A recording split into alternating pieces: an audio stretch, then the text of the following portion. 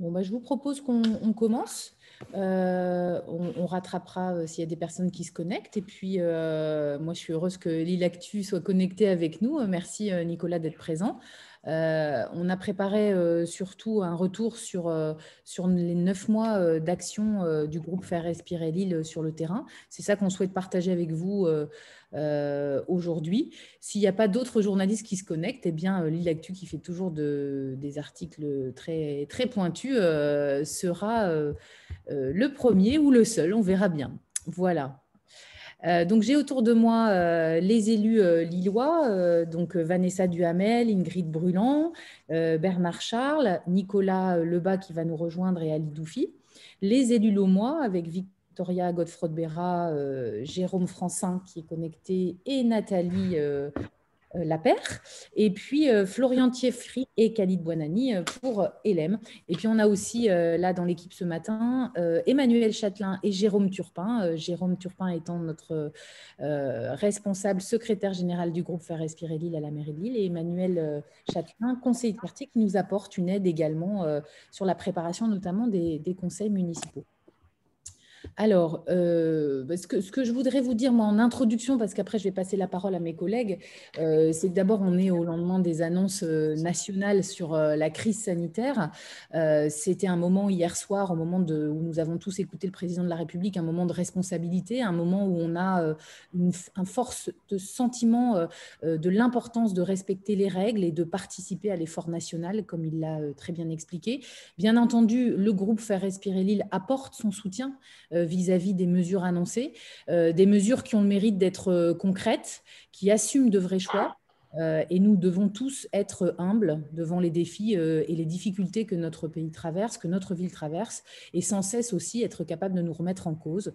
Je pense que le président de la République a donné aujourd'hui des perspectives claires, crédibles, même si les parents, les salariés voient bien sûr l'organisation quotidienne perturbée dans les jours à venir. Donc nous, Faire Respirer Lille, on a une pensée particulière pour les écoliers des plus de 500 classes lilloises qui vont passer en distanciel la semaine prochaine, en visioconférence pour ceux qui peuvent. On a l'espoir que chacun soit désormais bien organisé et qu'il ait une solution numérique à la maison. Bernard, je crois qu'il faut couper ton micro parce qu'il y a des bruits quand tu manipules. On invite bien sûr Madame le maire, et nous ne doutons pas qu'elle va porter une attention forte sur le point des solutions numériques à la maison pour les parents comme pour les enfants, en collaboration avec l'Éducation nationale. Et pour ça, il faudra être très aux côtés du réseau associatif. Être en capacité peut-être aussi de réfléchir à l'ouverture des médiathèques, des centres sociaux, voire des maisons folies, pour des endroits où on puisse étudier, travailler au calme, parfois plus au calme qu'à la maison quand ce n'est pas possible. Et puis renforcer aussi les aides à des associations comme Emmaüs Connect qui accompagnent en particulier la fracture numérique et l'équipement à domicile et la formation à l'accès numérique. Voilà nos préoccupations d'aujourd'hui. Et bien sûr, ces préoccupations, elles se situent aussi dans un contexte où ça fait 9 mois que nous sommes aujourd'hui élus, Faire Respirer à Lille, LM et l'Homme. Nous sommes 11 et on se souvient que dans notre programme, nous avions un programme très réaliste qui était issu de nombreux mois d'écoute des attentes des habitants et des nécessités de prioriser de grands thèmes pour la ville, l'environnement, la solidarité, la sécurité, l'éducation et l'attractivité. Et puis j'avais une grande cause qui est toujours la mienne aujourd'hui, qui est celle de l'accessibilité et de la sensibilité particulière aux personnes en situation de handicap. Et puis, notre projet, c'était aussi, et donc c'est aussi dans notre rôle d'élu aujourd'hui, ce qui implique un changement de méthode de gouvernance. Nous avons apporté un regard critique et constructif sur la gouvernance telle que portée par la majorité élue aujourd'hui, fondée sur une démocratie plus ouverte et une écoute active des habitants sur le terrain. Finalement, on est devenu un groupe d'opposition, entre guillemets, comme nous l'avons précisé le 3 juillet lors du conseil municipal d'installation, mais une opposition qui est constructive, dynamique et exigeante. Et je pense qu'à ce titre, Faire respirer l'île a tenu ses promesses sur ces 9 premiers mois de mandat. C'est une démarche que nous avons appliquée sans cesse dans les conseils municipaux sur le terrain.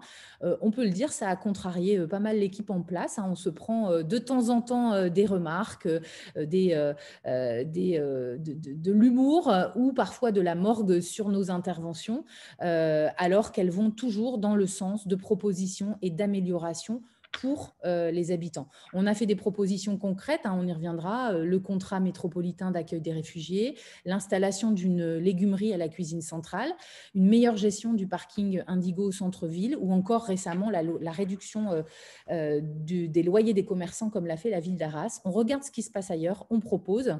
Et Martine Aubry a avoué lors du conseil de décembre 2020 qu'elle regrette son ancienne opposition de droite, entre guillemets, qu'elle a qualifiée de droite, avec des prises de position qui étaient peut-être plus prévisibles et concentrées sur des thèmes spécifiques. Aujourd'hui, nous travaillons sur tous les thèmes. Nous montrons que le maire, la majorité municipale, n'a pas le monopole de la solidarité et du care tel qu'elle le décidait. Et puis, nous abordons beaucoup de sujets qui, effectivement, gênent la majorité actuelle, car nous faisons des propositions qui sont finalement dans leur précaré. Donc, on s'attaque à leur fonds de commerce. Eh bien, nous sommes là, en fait, pour faire entendre la voix des Lillois qui se sont exprimés. 60% des Lillois n'ont pas voté pour l'équipe qui aujourd'hui est élue à la ville de Lille, il faut le rappeler. Voilà, il y a eu 5 conseils municipaux. Le prochain aura lieu le 9 avril. Il y a eu aussi 5 conseils métropolitains, puisque nous sommes 3 élus assiégés à la MEL. Le prochain aura lieu le 23 avril. Et nous avons travaillé, écouté sur les priorités que je viens de vous énoncer. On vous propose de faire un petit tour d'horizon rapide, chaque élu ayant choisi un thème, pour vous remettre en mémoire quelque part des éléments importants sur lesquels nous avons agi au cours des 9 derniers mois. Et je vais passer la parole en premier à Bernard Charles sur le sujet de la démocratie participative. Oui, bonjour. Donc, Faire respirer l'île, l'homme LM est présent non seulement par ses 6 élus au conseil municipal, mais aussi par ses 20 conseillers de quartier titulaires et suppléants. Et je veux le dire, à partir du 9 avril prochain, avec une parité exacte pour les conseillers de quartier de Faire respirer l'île au conseil à Lille. Les 3 conseillers de quartier et moi, issus de Faire respirer LM, et puis, je le rappelle, nous sommes certes des élus, mais qu'une équipe dynamique, importante de citoyens engagés dans Faire respirer l'île, LM, l'homme. Nos conseillers de quartier participent très activement aux actions qui sont menées sur leur territoire, au service de l'intérêt commun, en conciliant à la fois un souhait d'exigence, une demande d'exigence et en même temps une ouverture, une écoute. Mais si le degré d'écoute des présidents de quartier est assez variable, il faut le dire, dans certains conseils de quartier, la parole circule, ce n'est pas toujours le cas dans tous les conseils de quartier, eh bien, nos conseillers travaillent avec enthousiasme sur des sujets variés, des sujets de cadre de vie, de mobilité, de solidarité, de culture, de patrimoine.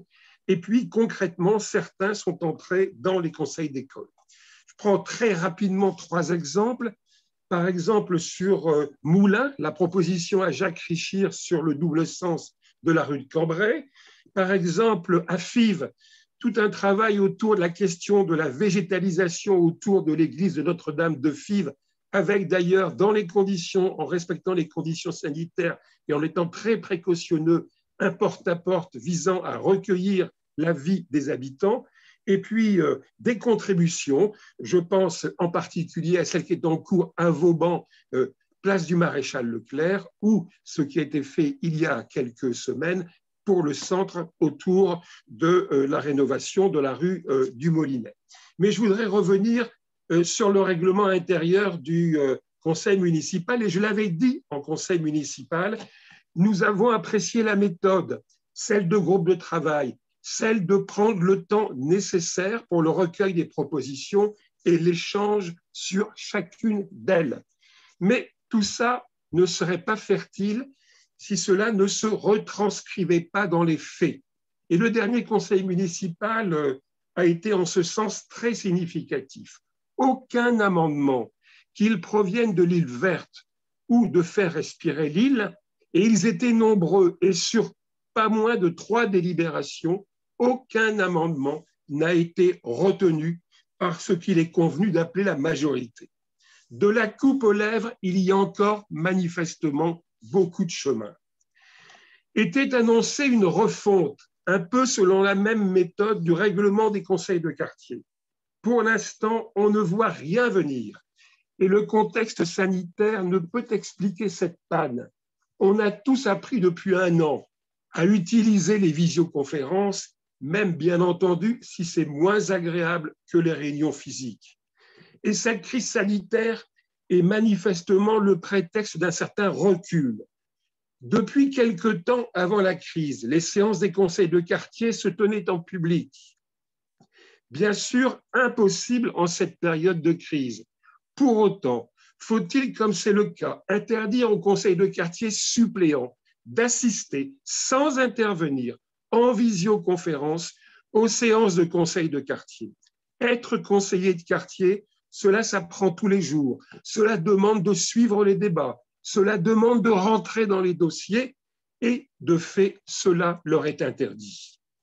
Et puis, s'il est essentiel de donner toute sa place aux conseillers de quartier des collèges habitants ou tirés au sort, cela doit se faire dans une stricte égalité des droits et des devoirs des conseillers de quartier, quel que soit leur collège.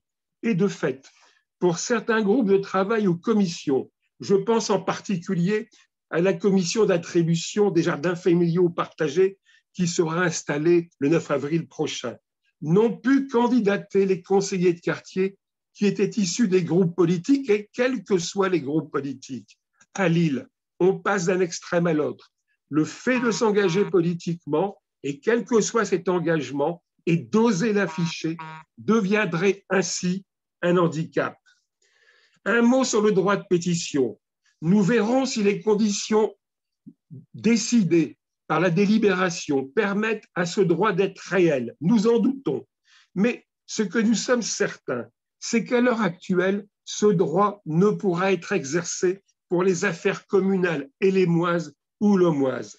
Que les maires concernés montrent concrètement leur volonté démocratique et leur absence de crainte à la demande, de la demande et des propositions citoyennes.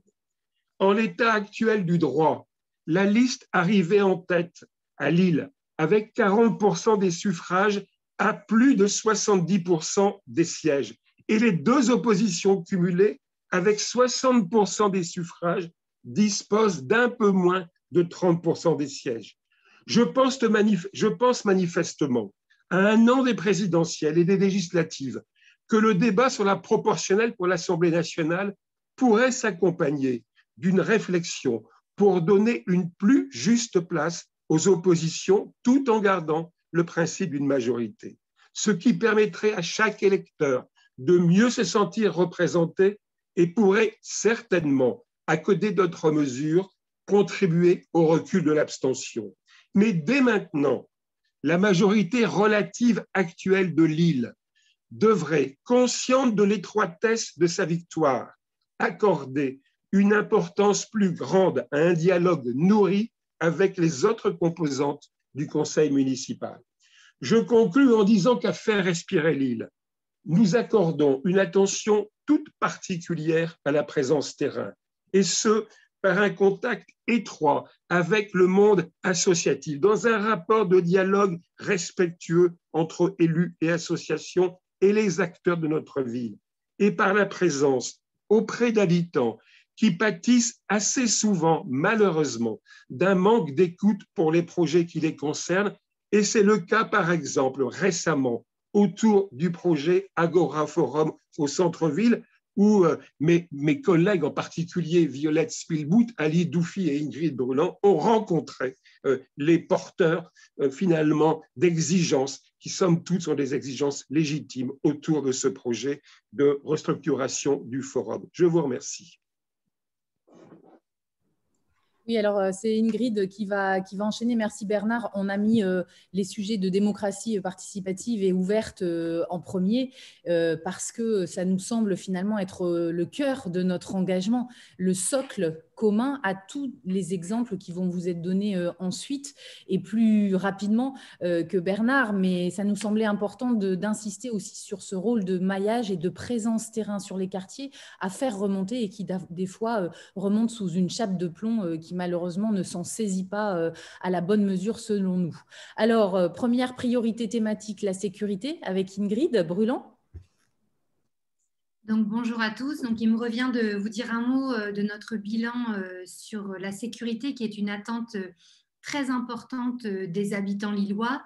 Je rappelle que, et c'est dans notre ADN de groupe Faire respirer Lille, centre-gauche, centre-droit, avec aussi des élus non étiquetés, nous, ce que nous pensons, c'est que la sécurité n'est pas une idée de gauche ou de droite et que c'est évidemment un droit essentiel. Et un droit essentiel particulièrement pour les habitants des quartiers dits en difficulté et aussi pour les populations fragiles. Je pense aux enfants, je pense aux femmes, on en reparlera.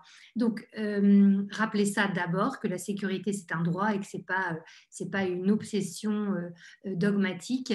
Deuxièmement, qu'en matière de sécurité, on est d'abord et avant tout attaché à la prévention, à ce qui peut se passer à l'école, dans les associations, à l'action sociale et économique. Sauf qu'une fois qu'on a dit ça, ce qu'on a dit aussi dans le programme Faire respirer Lille en 2020, c'est que Lille est terriblement en manque d'outils pour aider la police à faire son travail. Donc, en termes de bilan, d'abord, vous dire qu'en octobre 2020, au conseil municipal, on a évidemment salué la conversion nécessaire de Madame le maire à enfin mettre de la vidéoprotection dans notre ville, puisque la police en a besoin pour conclure plus rapidement ses enquêtes. Nous avons donc voté sans sourciller le déploiement des 50 premières caméras de vidéoprotection qui sont en ce moment même en train d'être déployées. Mais nous avons aussi dit que le plan est trop timide, 50 caméras c'est trop peu, donc nous attendons la suite. Et surtout, c'est un point important de notre bilan, à mon avis, c'est que ce qu'on a dit aussi, c'est que le diagnostic n'est pas suffisamment partagé. Et précisément en matière de lieu d'implantation de ces caméras, nous pensons que la ville de Lille, que les adjoints en charge pourraient s'appuyer plus sur les remontées des habitants des quartiers, puisque ce sont eux qui connaissent bien les lieux insécures. Donc, nous avons très concrètement fait une proposition d'associer les conseillers de quartier à la réflexion sur les emplacements des futures caméras. Ça peut se faire notamment dans les cellules de veille qui existent et où les conseillers de quartier pourraient être invités pour partie. On ne peut pas évidemment associer tout le monde à tout, puisque la sécurité, c'est aussi une affaire de stratégie, de confidentialité. Mais voilà, on peut quand même, beaucoup plus qu'aujourd'hui, associer les conseillers de quartier et les habitants. Juste un point d'actu, nous avons vu que le maire de l'Homme, Roger Vico, dans la Gazette des communes, vient d'appeler en matière de sécurité à un dialogue renforcé entre les maires et l'État. Nous, ce que nous avons aussi dit cet hiver à l'équipe majoritaire, c'est qu'il faudrait peut-être déjà que le CLSPD, c'est le Conseil local de sécurité et de prévention de la délinquance, qui est l'instance officielle qui est chargée justement de faire se rencontrer l'ensemble des acteurs pour que la stratégie de sécurité soit mieux coordonnée et plus efficace, la sécurité et la prévention d'ailleurs, eh bien nous pensons que le CLSPD à Lille ne se réunit pas suffisamment. On parle, nous n'avons pas encore été conviés, mais on parle à peine une réunion par an. C'est évidemment insuffisant. Et nous pensons aussi que la maire de Lille, les maires des communes associées doivent s'y impliquer personnellement dans ces CLSPD. Voilà. Dernière chose aussi sur ces caméras de vidéoprotection, vous dire que nous sommes, en tout cas, que moi personnellement, je suis assez fâchée de voir que l'adjoint aux solidarités, dans un tweet tout récent, entretient constamment le flou entre les caméras qui appartiennent à la ville et les caméras qui sont déjà présentes en ville, dans les transports, dans les commerces. On veut nous faire croire que Martine Aubry n'a pas changé d'avis et qu'il y a déjà de la vidéoprotection à Lille. C'est faux. On est bien en train d'installer les 50 premières caméras de vidéoprotection qui appartiendront à la ville dans l'espace public. Dire les choses autrement, c'est de la désinformation et je peux vous dire que personnellement, je suis assez choquée. Voilà, vous dire rapidement en termes de bilan que nous avons aussi pointé le sujet de l'insécurité, plus particulièrement,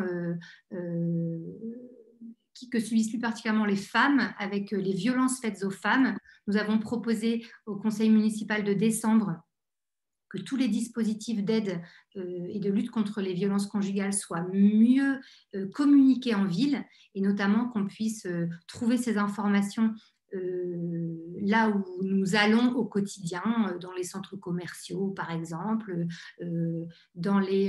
sur les places des marchés, etc.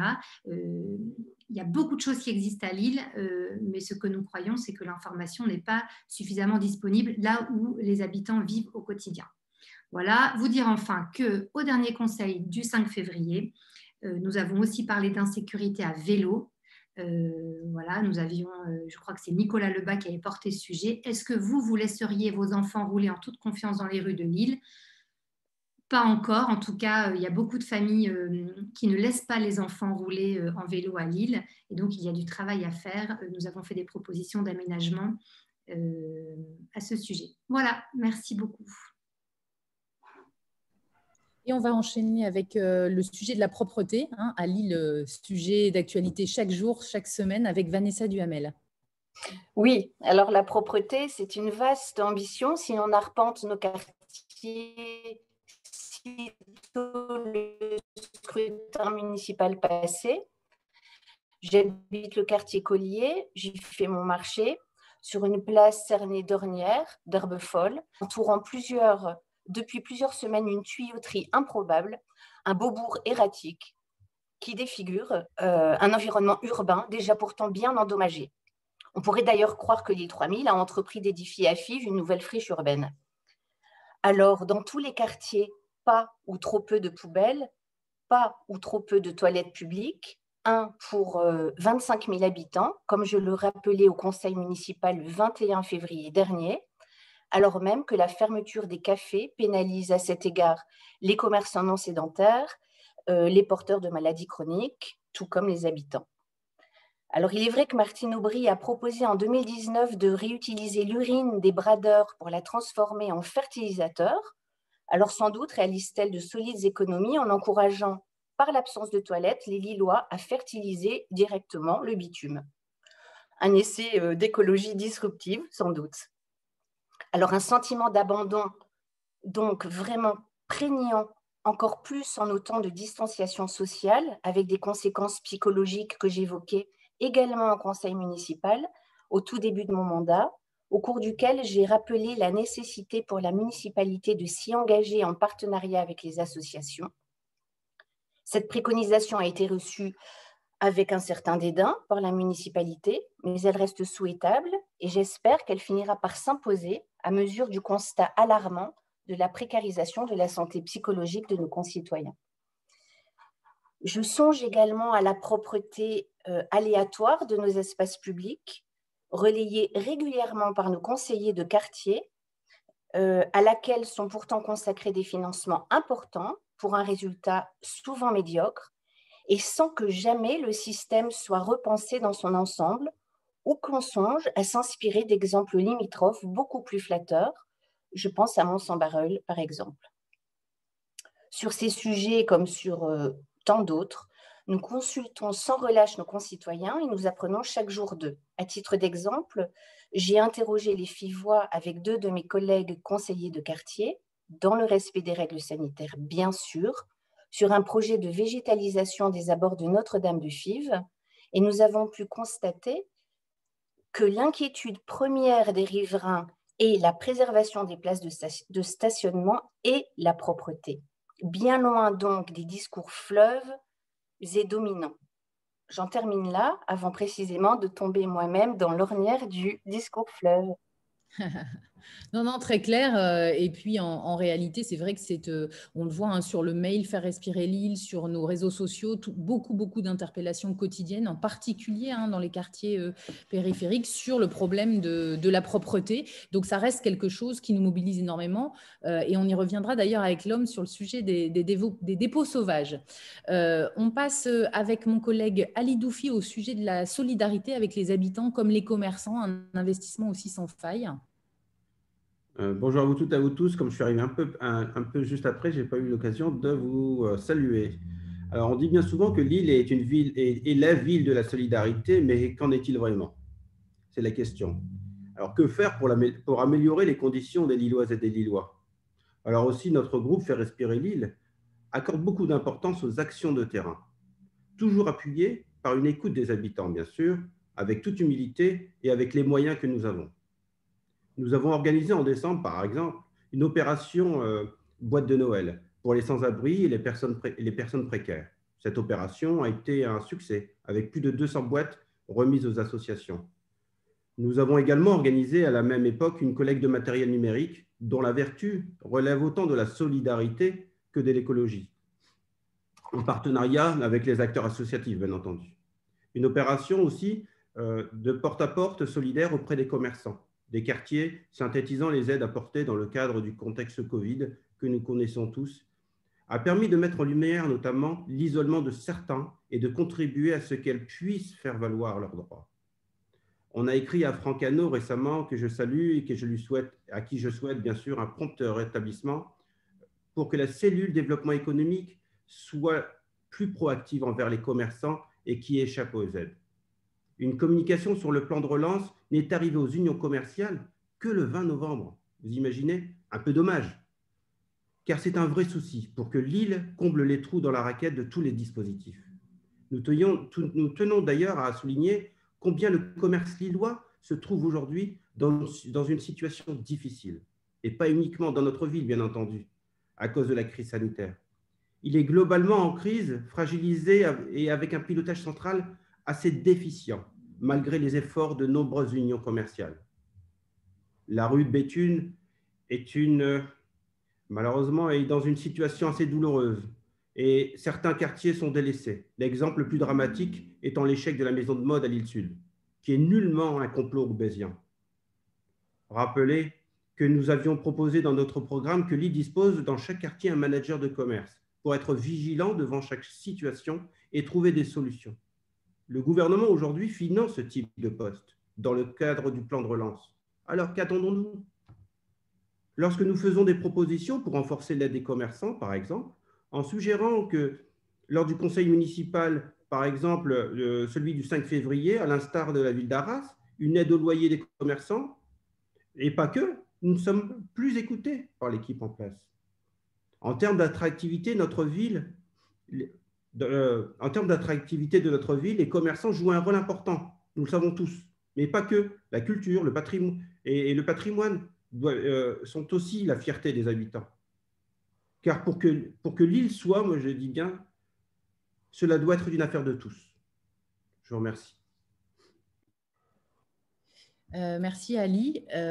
Donc on y reviendra. Hein. Vous savez qu'on a un conseil municipal la semaine prochaine, donc beaucoup des sujets qu'on évoque là et qu'on travaille depuis 9 mois seront évoqués, et en particulier le sujet du soutien aux commerçants avec les nouvelles annonces et la prolongation des mesures sanitaires qui vont avoir forcément des conséquences qui concerneront tous les élus sur le terrain et dans tous les quartiers. Moi, je vais enchaîner sur le sujet de l'attractivité et de la culture en particulier. Vous l'avez vu, donc je vais le passer rapidement. On a été très mobilisés, que ce soit dans les conseils municipaux où on est intervenu plusieurs fois sur l'hégémonie de l'île 3000 et l'amas de trésorerie qu'il thésaurise sans le redistribuer, mais plutôt en le plaçant pour en faire des produits financiers, alors que beaucoup d'associations et d'acteurs culturels souffrent aujourd'hui. On s'est aussi mobilisé sur les questions de patrimoine qui ont été vraiment importantes et très médiatiques et que la presse a beaucoup suivi ces derniers mois. mois, la destruction de la chapelle Saint-Joseph, la candidature lilloise au classement de l'UNESCO qui a été abandonnée par la ville de Lille, par Martine Aubry, avec une décision totalement unilatérale et non partagée ni à la ville ni à la MEL. Et puis très récemment, l'évacuation manu militari avec police et huissiers des trésors historiques de la bibliothèque de la Société d'horticulture du Palais Rameau. Tous ces sujets, vous me direz, on s'est mobilisé et puis on n'a pas gain de cause. Oui, c'est une réalité. On intervient au moment où nous sommes saisis par les associations, par les habitants, le plus raisonnablement possible, en alertant le maire, en proposant des solutions, et puis parfois en élevant un peu le ton, en convoquant la presse pour faire part de l'indignation des habitants. Aujourd'hui, on sent que sur tous ces sujets, on a une mairie qui néglige complètement l'intérêt patrimonial et l'ancrage historique de notre ville dans son projet culturel. Nous le regrettons, nous continuerons d'être mobilisés auprès des acteurs des quartiers et encore plus après cette crise. Attractivité, ce n'est pas que culture, c'est aussi sujet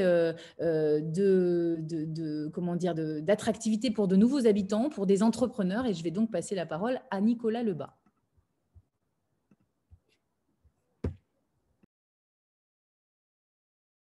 Voilà, il faut juste que j'allume mon micro. Bonjour à tous. Et que je jongle avec tous ces petits écrans. Vous m'entendez? Allô, allô? Oui, on t'entend, mais on ne te voit pas. Je pense que je n'arriverai pas à faire les deux, mais vous m'entendez, c'est l'essentiel. Merci Violette, bonjour à tous. Je vous ai également rejoint un peu en retard. Effectivement, un petit rebond sur l'attractivité, parce que tous les observateurs de l'actualité des grandes villes françaises et européennes mesurent que l'attractivité va être un élément absolument clé pour l'avenir de nos villes. C'est vrai en matière d'urbanisme, de qualité de vie, de dynamisme économique, de culture, Violette l'a indiqué à l'instant, mais on pourrait aussi parler d'éducation. Et je veux en venir à la fiscalité, puisque c'est moi, depuis le début de ce mandat, pour le groupe, qui me suis attelé, avec l'aide de quelques-uns, à traiter des questions relatives aux finances locales et à la fiscalité et au budget.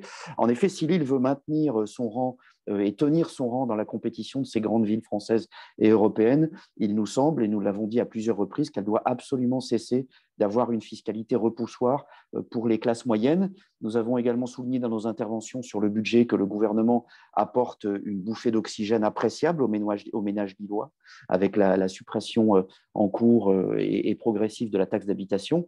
Mais la taxe foncière, celle qui est payée par les propriétaires, eh bien, elle reste extrêmement lourde pour les Lillois propriétaires qui subissent à la fois des taux élevés et des bases qui ne sont pas correctement évaluées. Comme nous l'avons souligné en conseil municipal de février, le budget lillois nous paraît répondre aux réalités du passé, mais ne prépare à nos yeux pas suffisamment aux défis de l'avenir.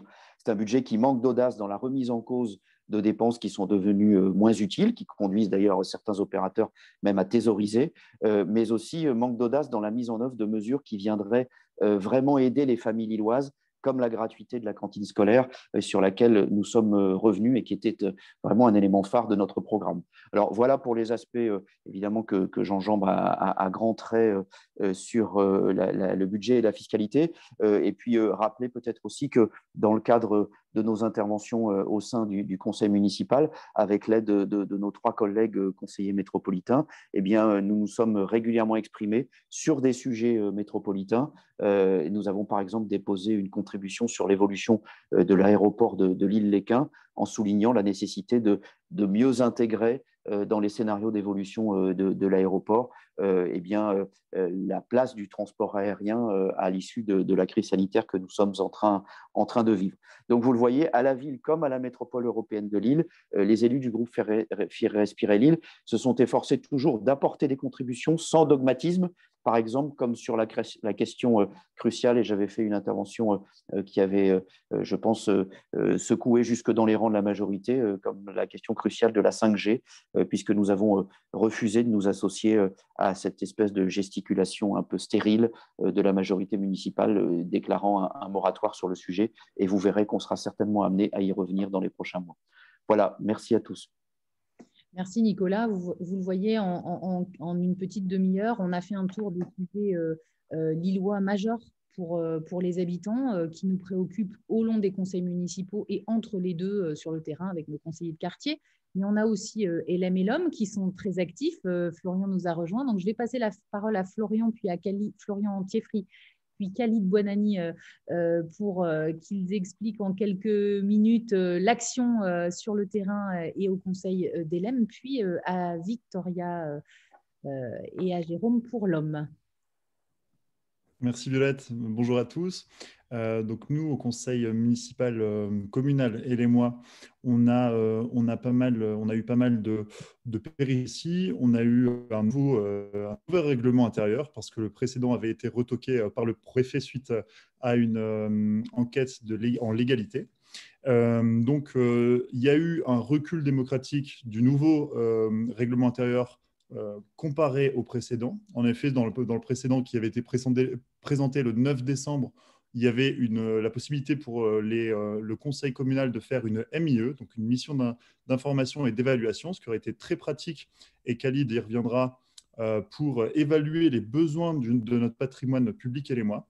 En effet, on n'a pas de vision claire sur les besoins de rénovation de tous les bâtiments dont la ville de Lille-Lhomme-Hellem, et notamment notre commune d'Hellem, sont propriétaires. Donc, par exemple, les écoles, les mairies, l'ancienne mairie aussi de l'avenue des Martyrs, le stade Gustave-Engrand et bien d'autres qui auraient bien besoin de rénovation.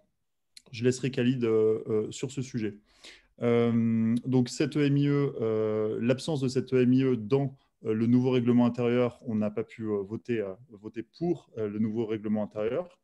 Ensuite, on a proposé un certain nombre de vœux, au nombre de 6. C'est-à-dire que depuis l'annonce du plan de relance par le gouvernement, on a fait 6 propositions qui allaient dans le sens de plus de politique publique pour les Élémois, plus de verdure, plus de solidarité, plus de sécurité et de propreté également.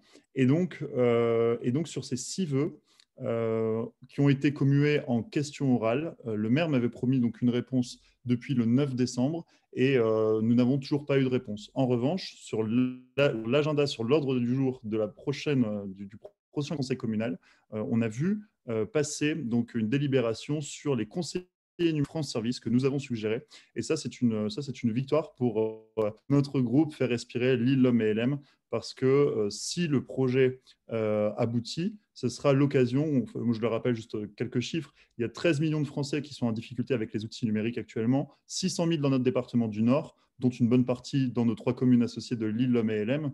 Le numérique, on en a besoin tout le temps, on en a besoin pour se renseigner, se divertir, pour télétravailler, pour s'instruire. Et bon nombre de nos concitoyens sont en difficulté avec ces outils. Ces conseillers numériques France Service, c'est justement l'occasion d'avoir des personnes physiques qui accompagnent les habitants dans leur démarche administrative et qui leur apprennent à prendre en main véritablement ces nouveaux outils numériques. Donc ça, c'est une véritable victoire et évidemment, nous voterons pour au prochain conseil du 7 avril. Ensuite, effectivement, il y a le sujet du logement insalubre à Hellem. Moi, vraiment, vent debout, c'est notre grande cause durant ce mandat. Nous avons accompagné déjà une famille durant la campagne. En 2020, nous avions accompagné une famille en interpellant les services d'hygiène de la ville de Lille dans la rue Pierre-Curie, parce qu'effectivement, il y a des rénovations qui sont attendues depuis 2015 et dont les habitants ne voient pas l'évolution. Et il y a très peu de communication sur le sujet et un grand besoin de rénovation. Alors, effectivement, on peut comprendre aussi les bailleurs sociaux qui nous disent effectivement il y a certains logements qui sont en sous-occupation et donc, des considérations techniques. Et on peut comprendre aussi les habitants qui se disent je veux bien quitter provisoirement mon logement pour que des rénovations soient apportées à mon cadre de vie. En revanche, je veux avoir la certitude et la garantie de pouvoir récupérer le logement dans lequel j'ai évolué toutes ces années. Voilà un petit peu la situation et je laisse maintenant la parole à Khalid sur l'action dans et le patrimoine communal élément. Et la sécurité. Vas-y Khalid. Merci Violette. Pour aller à l'essentiel, parce que le temps est compté. Donc nous, à la suite de nombreuses interpellations des Élémoises et des Élémois, mais pas que, ainsi que des associations de parents d'élèves, sur l'état des bâtiments publics et des écoles. Nous avons demandé la création d'une mission d'information et d'évaluation du patrimoine, malheureusement refusée et retirée à l'ordre du jour du dernier conseil communal. C'était à notre sens pourtant une mission qui était capitale. Je vais vous citer l'exemple de l'école Jean Jaurès, qui est en train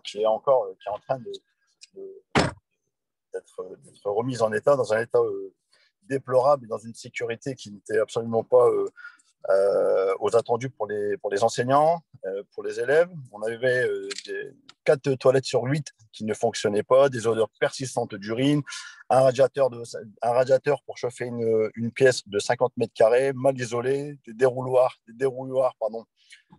sans cage de protection et rouillés, des taches noires d'humidité dans les plafonds, des plafonds qui s'effritent. On a eu un effondrement d'un plafond dans une salle de classe, Dieu merci, vide au moment des faits. La salle d'Apollon, qui est une salle de sport qui est juste en face de l'école Jean Jaurès, où sont exercées des activités sportives, qui n'est pas mieux lotie. Les plafonds sont tenus par des échafaudages et des étais depuis 3 ans.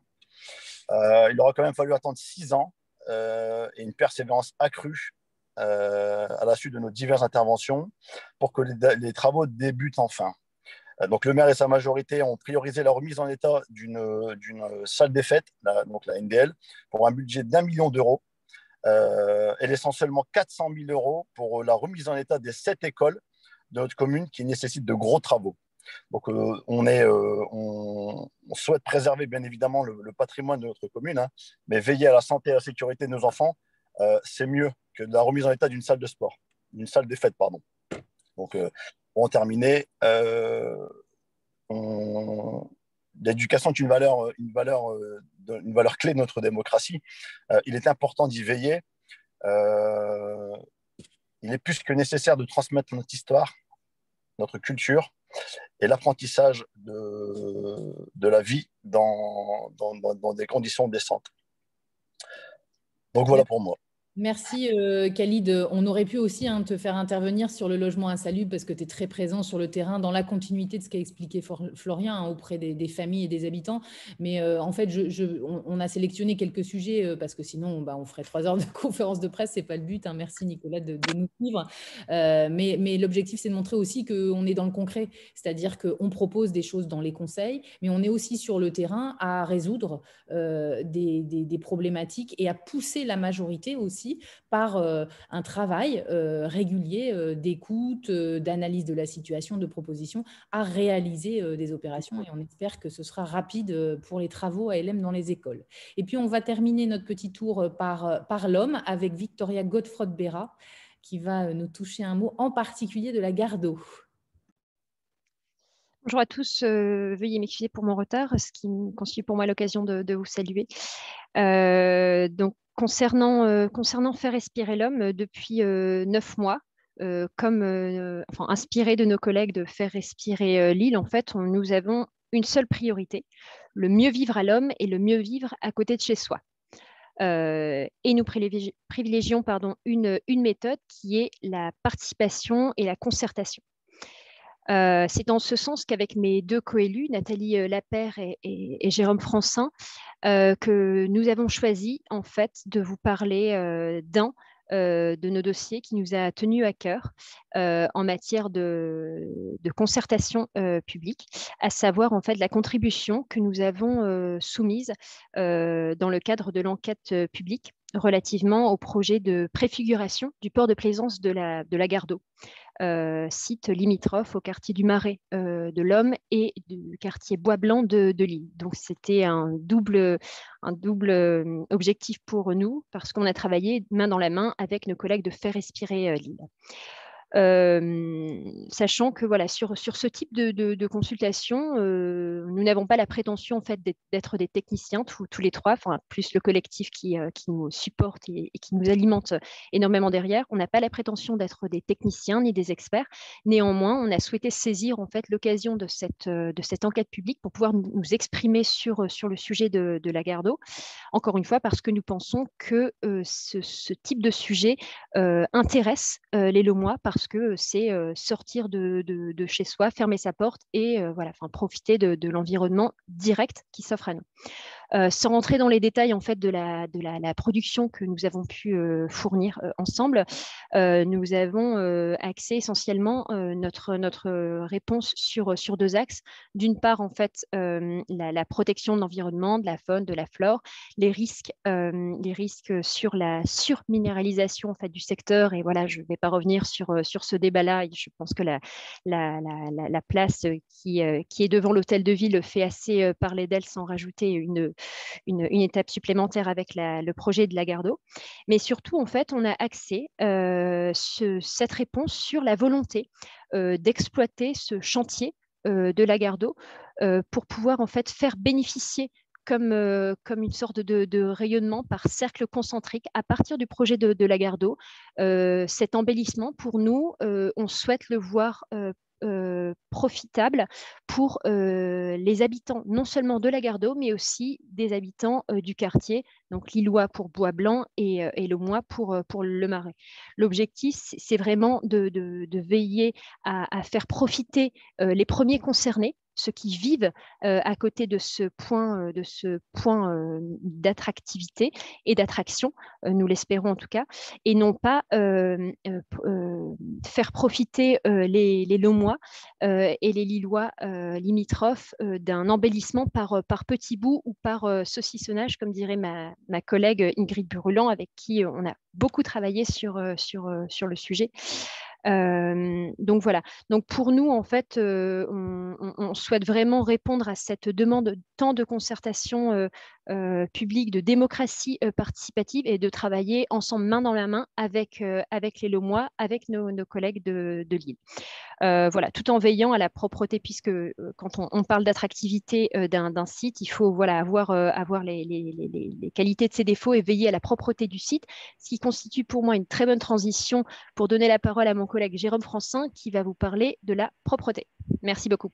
Et au nom de Jérôme Francin et de Nathalie Lapère qui est là, mais ils ont groupé la prise de parole. Donc merci Nathalie pour qu'on soit dans les temps qu'on avait prévus pour ce point avec la presse. Oui, bonjour à tous.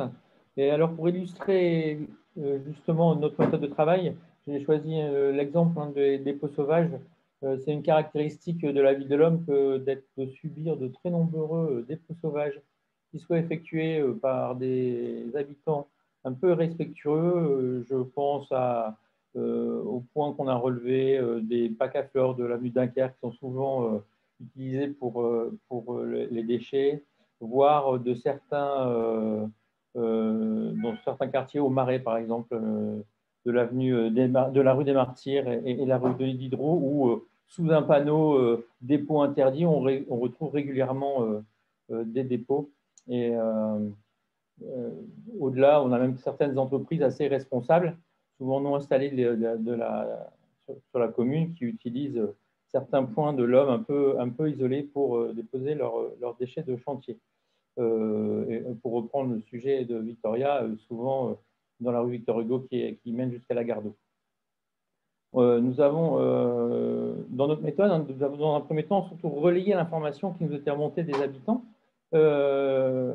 utiliser les outils mis à disposition par la commune, je pense par mail, par Telma City par exemple, etc. On peut dire que cet outil, par exemple, n'est pas vraiment d'une efficacité probante, et même dans sa dernière version, dans une opacité totale sur la prise en compte de la demande et les délais d'exécution. Donc, il y a même un recul, je dirais, dans l'évolution de l'outil, donc ce n'est pas un point important. Donc, ça a été ce qui a été fait dans un premier temps. Je pense que ce travail sur la propreté, il sera d'une manière générale, va s'inscrire dans notre démarche sur l'amélioration de la gestion des déchets. Et on fera donc dans un deuxième temps l'analyse maintenant des solutions efficaces qu'on peut observer dans les villes de la métropole. Donc ce n'est pas inatteignable, il nous semble. Puis on fera une étape de co-construction citoyenne avec des habitants pour proposer des solutions efficaces et adaptées à la situation de l'homme, afin de sensibiliser les habitants et le maire que chacun doit prendre ses responsabilités pour un bien vivre ensemble dans une cohérence de long terme. Voilà sur notre méthode. Écoute, merci Jérôme pour cette action. Je sais aussi que vous travaillez sur une réflexion et des propositions sur les gens du voyage. Donc là, on a parlé aujourd'hui de bilan, mais bien entendu, on a beaucoup de projets sur lesquels les collectifs de Lille et l'Aime-L'Homme sont très mobilisés. Je terminerai peut-être par juste voilà, vous dire que l'écoute, le travail, l'action, c'est vraiment les marqueurs de faire respirer Lille.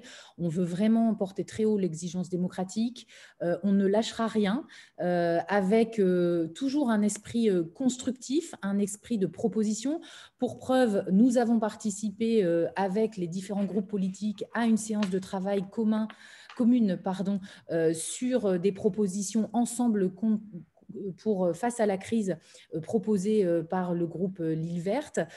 Ces propositions ont été envoyées au maire de Lille par Stéphane Bally. Elles sont communes, collectives. Aujourd'hui, il me semble qu'il n'y a pas encore eu de réponse, sinon il y aurait eu communication. Et donc, c'est bien dans un esprit de proposition constructive et aussi transpartisane quand c'est nécessaire et la crise sanitaire l'impose, que nous sommes en capacité de travailler. Et puis pour terminer, peut-être juste un mot sur les futures échéances électorales. Si elles sont maintenues, elles engendrent le fait que les Lillois doivent savoir qu'ils ont jusqu'au 7 mai pour s'inscrire sur les listes électorales. Et c'est une information qui est très peu connue. Bien sûr, chacun de nos mouvements politiques que nous composons, ça me permet de les citer, La République En Marche, le MoDem, l'UDI, les sociodémocrates lillois. J'en oublie un ou pas ? Non, j'en oublie pas, les sans-étiquettes qui sont également présents au sein de nos élus. Eh bien, tous ensemble, nous sommes mobilisés pour rappeler cette date du 7 mai et pour inciter les jeunes, les moins jeunes, ceux qui sont nouvellement arrivés sur notre territoire à s'inscrire sur les listes électorales. Peut-être que cette date sera repoussée si les élections sont repoussées, mais en tout cas, c'est un moment de citoyenneté. Même s'il y a la crise, ce sont des choses qu'il ne faut pas oublier. Voilà Nicolas, merci d'avoir assisté à ce point presse. On a pas mal de journalistes qui nous ont mis des petits messages et qui vont faire des interviews après, reprendre le communiqué parce que les annonces de crise sanitaire mobilisent beaucoup les rédactions qui sont peu nombreuses et aussi elles en télétravail avec toutes les contraintes sanitaires. Donc on les assure de tout notre soutien dans ces temps difficiles pour travailler pour les journalistes. Et puis si vous avez une question, Nicolas, vous pouvez soit nous la formuler là dans l'outil Converser puisque vous n'avez pas de micro et de caméra, soit directement par téléphone auprès de moi sans aucun problème dans la foulée. Et nous avons, je crois, compte tenu des circonstances exceptionnelles, évidemment liées aux annonces, décidé d'innover et de mettre en ligne cette conférence de presse si techniquement nous y arrivons. Voilà. Elle est enregistrée.